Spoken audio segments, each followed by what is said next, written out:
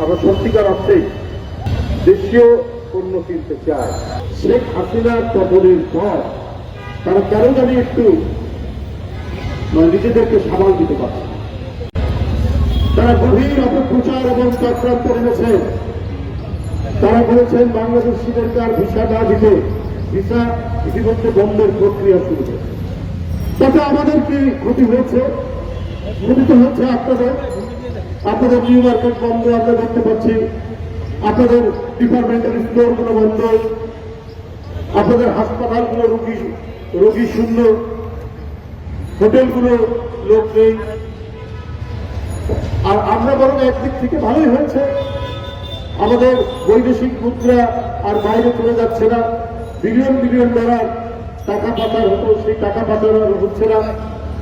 এবং আমরা যে আদা, রসুন, পেঁয়াজ যেটা ভারত থেকে আমদানি করা হতো, এখন জনগণের মধ্যে ইম্পোর্ট সাবস্টিটিউট একটা উদ্যোগ শুরু হবে মানুষের মধ্যে। আমরা প্রত্যেকেই যার কতটুকু জমি আছে আমরা সেখানে পেঁয়াজ লাগাবো, আদা লাগাবো, রসুন লাগাবো। মানুষের মধ্যে উৎসাহ জমেছে যে ভারত যদি আমাদেরকে পেঁয়াজ না দেয়, একসময় তো দিত না, তাতে ক্ষতি কি হয়েছিল? আমরা ওইভাবেই তো চলেছি।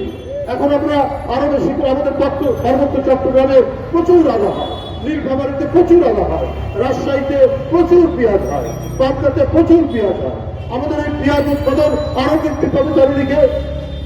আর আরেকটা বড় উপকার হবে, ভারত নানা কায়দায় আমাদের দেশে ফেন্সিডিল এবং ইয়াবা পাঠাতো, এইটা আর আসবে। এই ভারত ভিসা বন্ধ করে এবং তারা বাণিজ্য বন্ধ করে বাংলাদেশের একটা বিরাট উপকার করবেন তারা।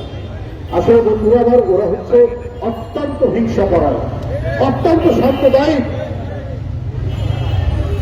এবং বাংলাদেশ শান্তিতে থাক, বাংলাদেশের যে হিন্দু, মুসলমান, খ্রিস্টান, বৌদ্ধ সবাইকে ভ্রাতৃত্বের বন্ধনে অটুট সম্পর্ক বিদ্যমান, এটাকে ভেঙে ফেলার জন্য, বাংলাদেশের ভাবমূর্তিকে বিনষ্ট করার জন্য এইটা তাদের দীর্ঘদিনের প্রচেষ্টা।